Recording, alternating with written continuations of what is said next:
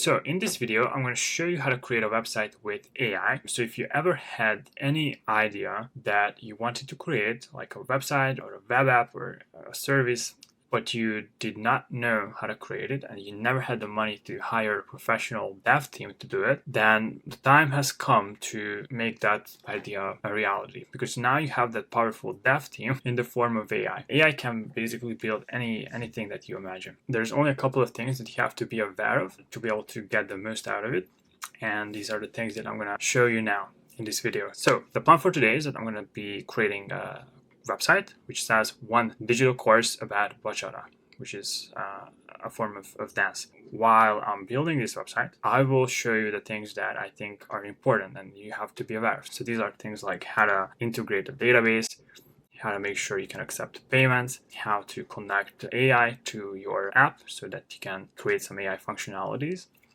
and things like that. We'll cover these things and a couple of other things as well in this video. So let's get started. As you can see, I'm using a website called Lovable. This is an AI website builder and you can try it out for free. The way it works is basically very simple in its core. There's this box here. This is a prompt box. You can type in what you want and it will create it for you. So you can say, create Facebook.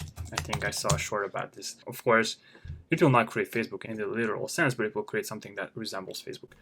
So creating a prompt like this is of course fun, and if you're just playing around with Lovable for the first time, then this is kind of a good way to do it. But once you start to build something serious, then you want to make your prompt a lot more informative. So this is my step number one for you, to really don't even bother with this portal yet, but open a Word document and start to list out your requirements, right? I have an example here. As you can see, it's really detailed as I'm trying to explain everything I want and how I want it. It does not mean that the AI will create everything at one go, but it will give it an idea about what the structure of the project is. So I want you to just take a step back and think about what you want to build, because if you're starting to build without actually knowing what you want to build, it will be a lot more difficult. So this is a step number one. In addition to the text, you can include visual help. So if you click this plus icon, you can see that there's an attach image icon. I created a very simple example. This is the homepage, what I envisioned the homepage to look like for this project. I created a screenshot of this and I will upload it alongside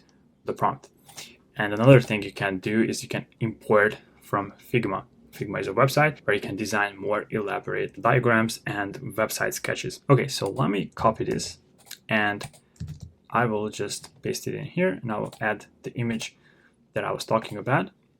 And we can, once the upload is completed, we can just click this arrow or hit enter, and this will launch the generation of the website. So the AI will start to work on the website. You can see this is giving you some nice description about what it will do, and you can also see in real time which part of the website it is working on at the moment. So depending on what you're trying to build, it will take a few minutes. It's been generating for about 4 or 5 minutes now, so I'm expecting that it will complete soon. It seems like it is completed. We have the website ready, but it is not completely fine. So there's some build error. It's actually a very common thing to see this when you generate the project the first time. I'm actually surprised that it even launched. Usually I just get an error and nothing happens. Luckily, it's very easy to fix. All you have to do is just click this try to fix icon. And what happens is that the AI will read the error log and it will understand it and resolve the problem for you. I mean, that's what should happen ideally. Let's see if it can actually do it. It has already found where the problematic piece of code is, and it is currently writing the fix for it. So now it says it fixed it. I will reload it and see. So it has fixed the build error, but you can see that this is not looking too great. The next step, to review the website for the base functionalities, you can click this icon and it will switch to a different view, so you can see what it will look like on the tablet. I think it looks great on the tablet. And then you can check what it would look like on the mobile. It also looks pretty nice on the mobile. And you can see that on the computer, there's some problems with this sidebar. So the next step is to fix that problem and fix other things that you don't like. One thing is that you can take a screenshot and you can say, I will take a screenshot of this. You can attach this image and say attach. And then you can say this part is not looking too great. The visual design is totally off. The texts are overlapping error, please fix. Can do that, and this will hopefully fix this part. So this is one way to do it. I'll show you another way in a minute. You can see it has started to work on the file, which contains the logic for the sidebar. I fixed the sidebar visuals, and now this has updated itself, and now it is looking great. Let's check what happens on mobile. It's still looking great, and still looking great.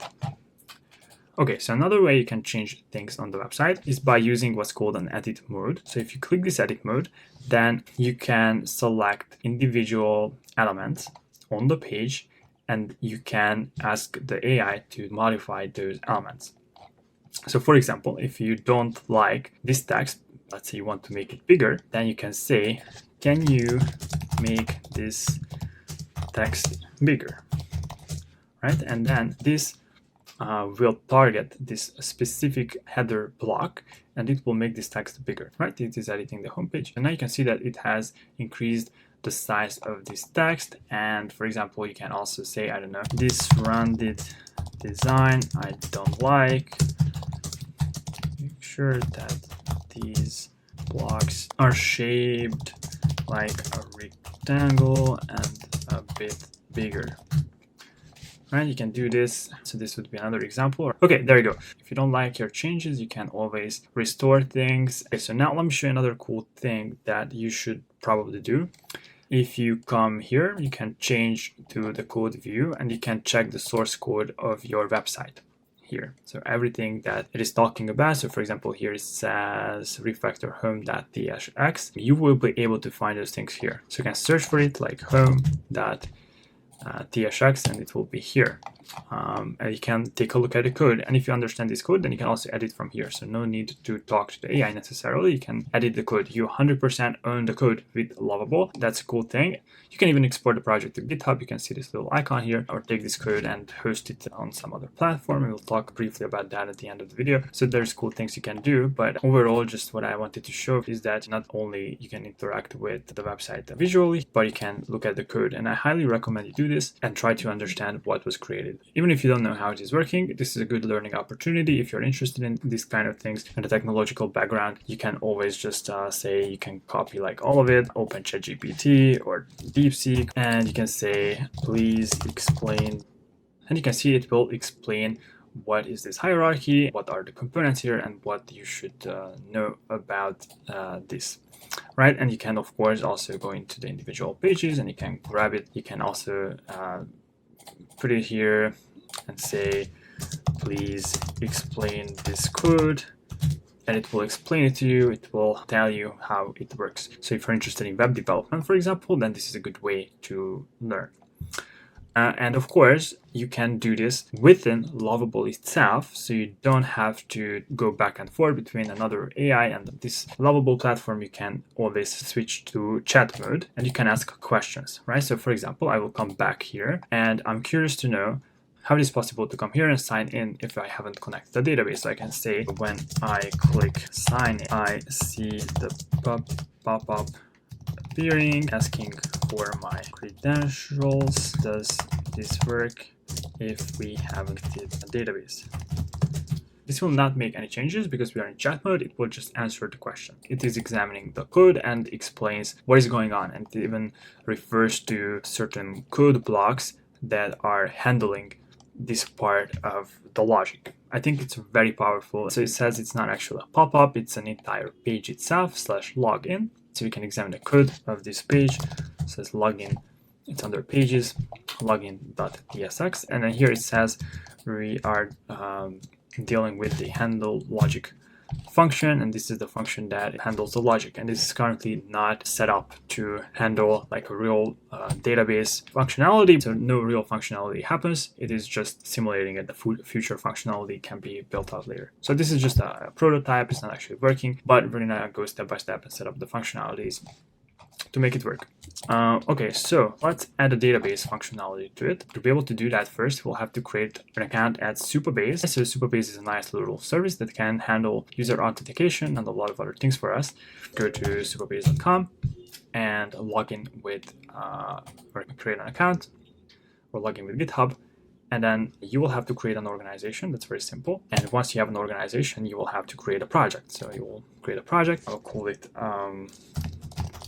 budget page.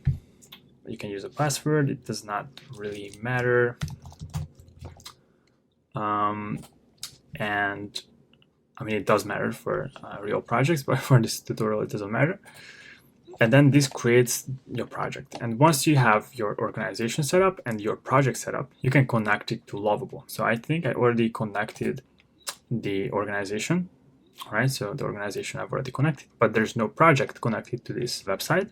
So now that it has been created, we can connect it. So I will say connect project, and it knows automatically that I have two projects, a budget page and a YouTube tutorial, and I will choose the budget page, and I will connect to this from Lovable. Right, so now we are configured to save user data, retrieve user data, and do other useful things. Actually, it is describing here some of the things that we can do.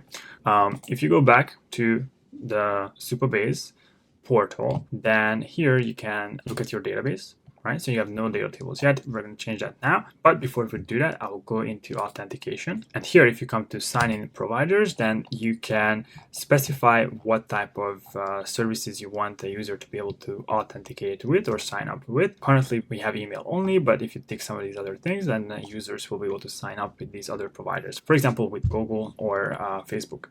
So I will use the email, but I will disable the confirmation because I don't want to bother with that for this test.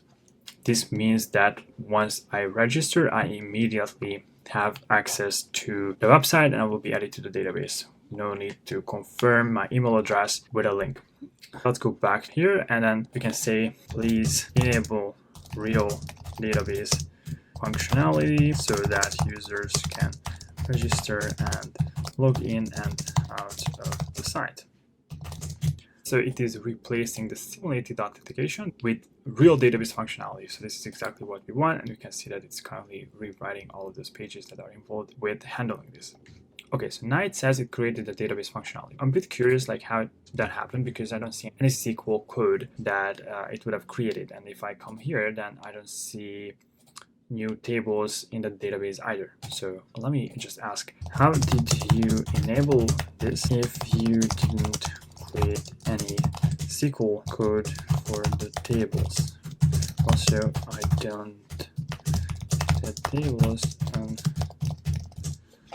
Okay, so apparently it did not implement any custom tables. It just relies on the Supabase authentication. So in the schemas, there are some other like pre-configured schemas, and there's an authentication schema here, which kind of handles user signs up by default. It allows users to log in and out of the site, but it is not very useful for us because we cannot modify these tables and we cannot add any other data to our customers. So the more ideal way to handle this would be to, once the user is created automatically in these pre-configured tables, we want to create a database trigger that is automatically copying the user details to a custom table that we create in our own public schema.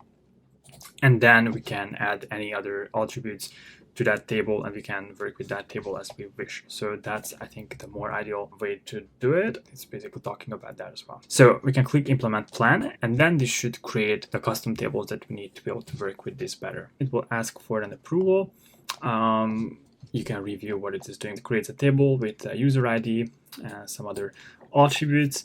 Creates the row level security so that the users can only access their own data. And then it also creates a database trigger to automatically create the new user. So again, the way it works, the user signs up, they will be added to Supabase. Supabase will manage everything about them. They will be able to log in and out of the site, but we cannot add additional attributes to our users apart from what Supabase already stores about them. So the more ideal way is to use the Supabase table, like copy everything over to a custom table, and then we can enrich that table with additional attributes that we want, and we can connect those tables the way we want. So this is what this trigger is doing. So we'll apply these changes. So now it has created the custom tables in our database. So if we come back to the database, then we should be able to see it. Okay, now it refreshed and we can see the tables, right? So we have a profiles and a user roles table.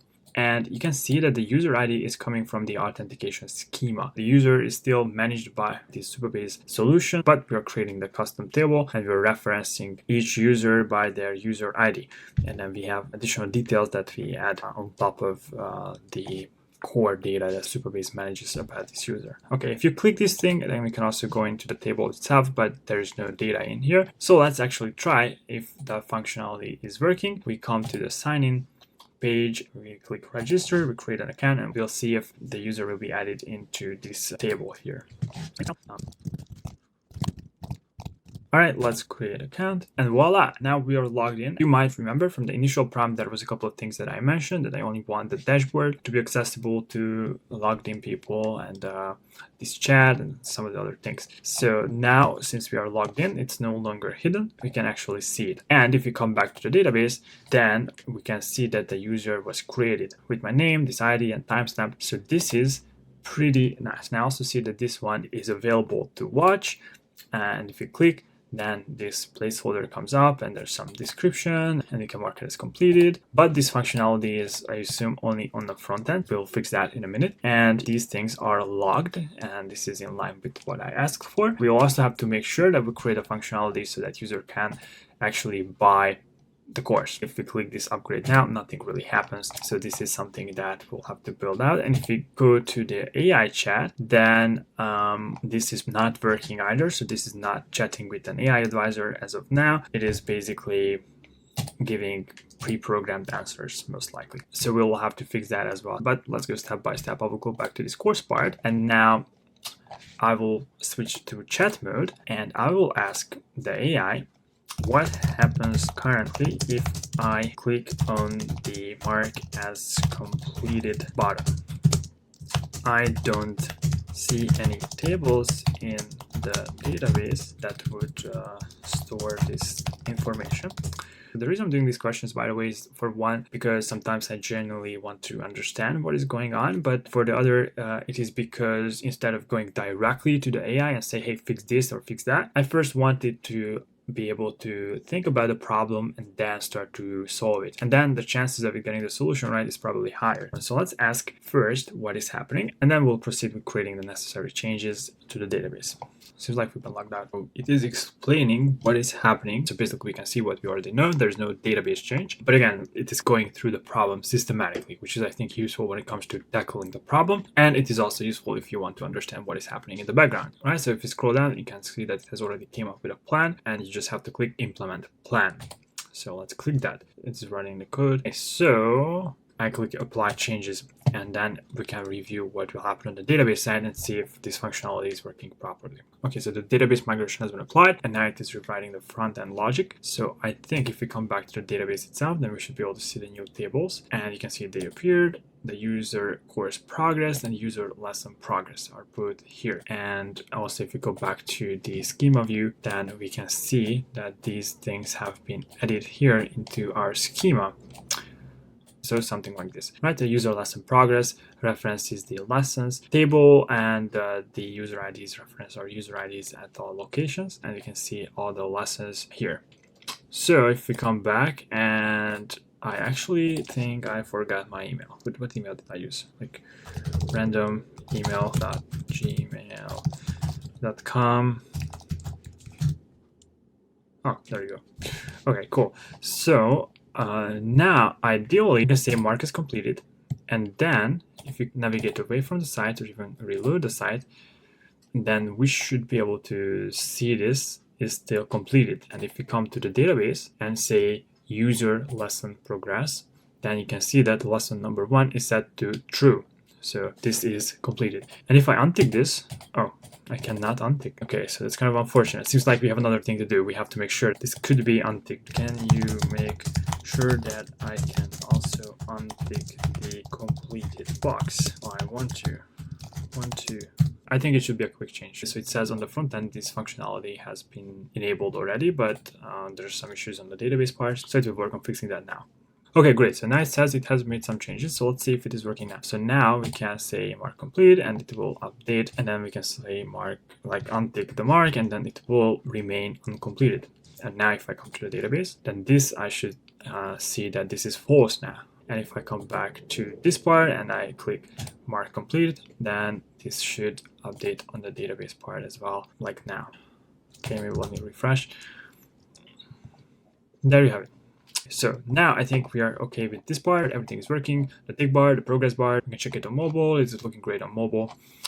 And I think we can move on to the next part, which would be this AI chat. So let's make sure that this AI chat is using AI. If I go and take this chat portion and I ask about this, in fact, we can probably get it from the source code as well. So if I go to the source code and I say chat pages chat.tsx, then you can see that this is basically a simulated response. So this is not an actual response that we get from a language model like GPT, but basically pre-written responses that this will give us. So we want to change this. I will say create a plan to change the pre-written AI responses to actual responses from a language model. Use GPT-4o through an API connection to OpenAI. So this is still chat mode. I just want to give some opportunity for the AI to think about it and frame the problem. And then I will go ahead and create this, but we will have to create an account at OpenAI. So you have to go to openai.com, and here you go to the API platform, start building, and then this is where you will be able to access your API key. So you will be able to come here and see your API keys. I already have one for a test project. I will create a new one. I will say test for Bachata site and assign it to a default project and create secret key. This will be my API key. I will copy this and I'll come back here. I will have to supply that API key. Right, so I will say implement plan, and then it will most likely at some point ask for the API key from OpenAI so that it can actually access the OpenAI platform. Okay, so you can see that even before doing anything, it is asking for the API key. So you can click add API key. Do not paste it into the chat. That's not a good thing. Add it through this secure place. So click submit, and then this will add the API key. Okay, rewriting the chat part. Cool, so now it has implemented this functionality. It's using what's called an edge function to make it happen. So edge functions you can access from here. So you can see it has created a new edge function. You can look at the code as well and see what it is doing. It is connecting to OpenAI with the OpenAI API key, which is embedded in the environmental variables basically, and it is setting up this chat with some pre-written information. So basically it is telling the AI that, hey, you are an AI advisor in Bachata, you have this personality, these are the topics that you're good at. So when the user is typing something into this chat, then this message will be sent to the OpenAI platform, to the language model, and the whole session is set up in a way that it gives the AI this dancing advisor personality. So it will reply in this fashion. So that's all there is to it basically. And now if we talk to this, then this should work. We can go by one of these default messages and I send it to the AI, then this should, instead of using those pre-written responses, now this should initiate a communication with the language model at OpenAI, and then we should get back a reply, and we get back this enormous message. Okay, so to one end, this is good because it shows that the core functionality is working, right? So this is clearly coming from the language model. We can verify that. We can come back here, usage. You can see that today, which is July 11th, today there was one request. So this is the request that we just sent. If I come back here and I ask for something else, I say, can you say the same thing in maximum of 5 sentences? Then we should get a reply, right? And if I come back here, we should see that there was 2 requests today. Let me refresh. I think maybe it needs to be refreshed, but I think this should go up to 2, and it does go up to 2. So you can see that it's communicating with OpenAI, which is pretty cool, I think. But this is, on the other hand, is not cool. So this is not looking like a normal chat interface. So what we can do, I will create a screenshot and I will ask the AI to fix it. I will click attach. I will attach this screenshot and will say, please take a look at the chat box. The messages are coming out of the box. Make sure to create nice chat box with scrolling, and it should work well overall. It's not a very good prompt, but I think it will understand it. So let's see. Okay, it says it is seeing it, and now it is working on rewriting this. This should be a simple visual adjustment, so nothing major. Core functionality is already working fine. So this visual tweak should be not that big of a problem, hopefully. Okay, so it says it's improved it. So let's see if the page refreshes. And okay, it is better, but I still do not like it because the footer is still positioned awkwardly. So let's just ask for one last thing.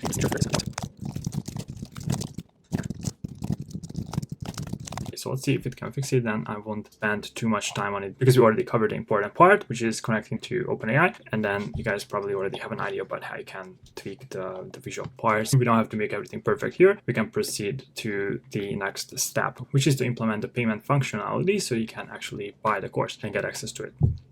So let's wait until this is finishing. Okay, pretty cool. So at the end, this is looking pretty nice. Again, potentially could spend more time on making this interface look better, but I think this is acceptable at this point. So let's move on. If I come back to the course and if I want to like watch this course, it says logged, right? So because we didn't purchase this whole thing, so we don't have access to it. And if I say upgrade now, then nothing happens. I just click upgrade now, but it is basically not doing anything. So now I will say, now I want to implement payment functionality using Stripe, which is a payment processing platform. When I click upgrade now, okay, so I think it is pretty good. Let's send this prompt. We will have to create a Stripe account, and we will have to connect to this app. So again, there will be a bit of a configuration and we'll use a test account for this. In the meantime, I'll just go and navigate to Stripe and I will click sign in. I already have an account, so I do not have to register, but you will have to do this if you are doing this for the first time. So I'm in this account, I'm using test data. I have the key here that I will have to use, but let's wait until Lovable is asking for that. It is not asking for that now, it is just asking for an approval for the database changes, which I will approve. Hopefully it is fine. I do encourage you guys to read these things, but for the sake of this tutorial, let's just go ahead with it. It's creating new edge functions for this and some new pages as well, and some new pieces of code. Okay, great. So it has implemented everything and it is asking for the Stripe key. So I will add the secret key. And now I'll click submit and it should work. You can see that it has assigned an arbitrary price of $49 for this. I don't know where it is storing that, so I will just ask which part of the code you set the price for the course. And then you can go into the code itself and manually overwrite it to anything you want. An alternative would be to come here and then on this dashboard, you can go to the product catalog and you can create a new product. So you can create a product here, a name, description, add an image, even the price, and then you can add product. And once you did that, you will get some sort of a product ID that you can reference from Lovable. So instead of setting it up like this, you can reference the product ID and then you can make any modification you want from this interface. In fact, let me do that. So maybe that would be easier for you. So I will create a product and we'll call it course access and then some random description. And I will set up one-off price. It would be, say, $100 or maybe $97. And then I will create add product. You can see that this is now created and it has a product ID. So you can click this product ID and you can come back here and you can say, I have a product ID. Can you make sure that the checkout session references this ID? And you are free to copy and paste this into here because this is not an API key. This is a simple product ID. If it is leaked or if someone knows about it, that's not a problem. So you can do this and then you can just simply disable this chat and send this to Lovable and it will hopefully modify the pricing to $100 with reference to this product. So then anytime you want to make changes, you don't have to touch the code, but you can change it from the Stripe platform itself. So this apparently happens in an edge function, which we can view here. So if we come back here, then we should see that there's a create payment and verify payment edge function, which was created. We can check on the code. In this code, you can see that it has already modified the code to include our product ID. So this is the same ID that we have here. Okay, so that's pretty cool. And if we come back here now, then if we refresh, then we should see $100 appearing. Unless it is hard-coded in the text, which I assume to be the case now. Is it only me or did this change? So I believe this part is hard-coded, meaning this is not coming from the product, but it was manually typed into the code, this price. So this was not updated, but otherwise it should work fine, right? So if we check on the code, then probably this is what we will indeed see. Okay, hold on. So this is not working too well. I mean, I don't know if it is my browser or something is going on here, but basically we can manually go and search for it. And there you go, right? So this is just the text. Here you can see that the lesson length is referenced from the database, but the price itself is not referenced. It is just hard-coded. So I will change it for the sake of this project. And then, of course, you can make sure that this is referencing something from the database or source from somewhere. But for the sake of this example, it should be fine. So let's wait until it saves. And now come back. I saw some weird glitch here, by the way. I think it was changed and then now it is looking good again. I don't know what happened, but to this end, this is good that happened because it reminds me that there is a tool here which I haven't shown to you. It's called knowledge. You can go to here and then you can make sure that you hard code things that you want to be always remembered. So say if you want to have a certain design or a certain color or something like that, then you can write it here. Or you can say, please always be mobile responsive. This is a good idea to do because if the chat gets too long, so if this chat box gets too long, then some earlier parts of the chat might be forgotten by the AI simply because it's beyond the context window. So it can no longer process that much information at one go. So if you add it to the knowledge, then you can always reference that and it will always be available.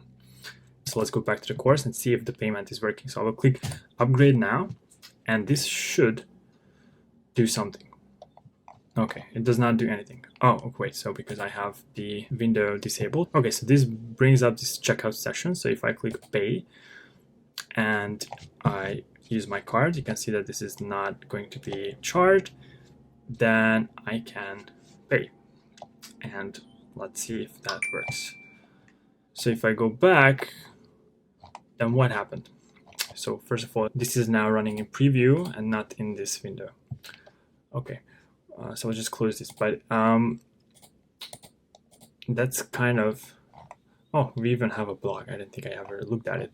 So why it is not working? That's a good question. Let's enable chat mode and say,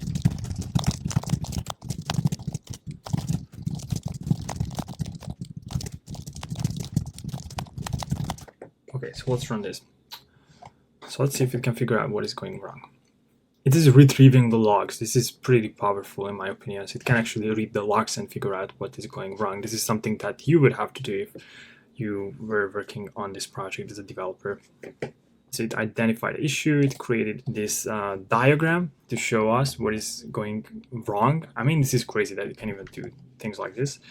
And then it explains the root cause and comes up with a plan to fix it. So I'll just click implement the plan and I hope that this will resolve the problem. Okay, so now I updated the code. Let's try it again and see if we can complete the checkout process. Something is clearly not going well. See what happens on the database side. So we'll go to tables and we have a purchases table. Let me take a look into it. Okay, so we do see that the purchases have been added to the table. Let's come back here and give some additional input. Okay, let's enable the chat mode so that it can investigate a little bit better. I think this is also pretty powerful. They can see what it's currently reading and what files it is looking at. If you click on this link, it will navigate you to the file itself. Okay, seems like it found some problem. If you come to this edge function, which is handling the payment verification, it has absolutely no logs. Meaning it is not running or it is not doing what it should. So maybe come back and ask Lovable to take a look at this function specifically. Okay, it agrees that it is not being invoked at all. A couple of things here it noticed. Okay, so let's try to implement this one. You see, sometimes it can resolve issues very quickly and without any problems, but sometimes it needs some digging from your end as well to be able to give more useful prompts so that it can look at the things that actually matter. Okay, so let me try in the preview window. Maybe that would be better. And now if I click upgrade now, then this is taking me to the checkout page without opening a new window, which is promising. And processing, going back, verifying. Voila, so now it is working.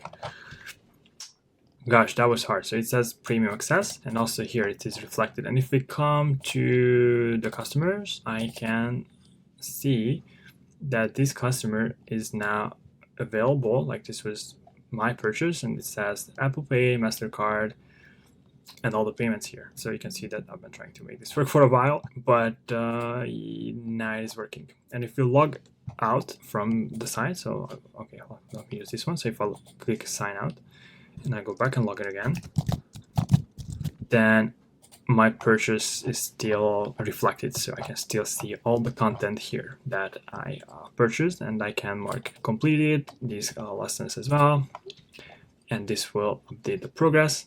So everything seems to work as it should. This should be removed, by the way. I'll go back and just ask, now it is working fine. Can you remove the black box from course dashboard?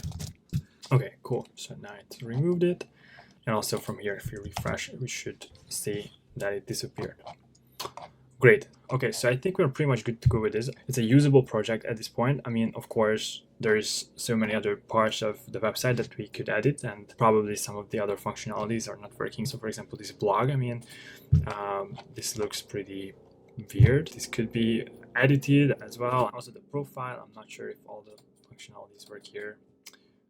But I do think that we covered the major parts. You know what you need to do to connect to the database and to process payments and to connect the AI. So that's kind of the three important things. The rest of it is just basically you can tweak on anything you want with prompts that we've been doing. So once you are ready with everything, you can click this publish, and you can publish your project. You can either publish it to Lovable, or you can connect a custom domain. So if you click custom domain, then this will bring you to a page where you can connect domains. If you have an existing domain, or if you don't, you can buy it, and then you can connect your website so that it will appear at mywebsite.com instead of mywebsite.lovable.com or something like that. So I think that's useful. I will not publish this because it's just a demo project and I don't have a domain for this, but you can click this link and it will explain how you can buy a custom domain, or does it? I mean, you can search for it. Yeah, so it's under this deploy page, there is this step-by-step instruction on how to deploy your app, and it will show you how to deploy your app using a custom domain. And you can also take the code and export it to other places. You can click this icon, connect your GitHub profile if you have one, and synchronize the code, and then you can deploy your code to any other locations that you want. So these are more advanced things. I think you got a pretty good idea about how to build a website with AI. And you can start to build the projects that you want. So thank you very much for watching. Let me know if you have any questions, put it in the comments, and also subscribe for more AI related contents if you like this video.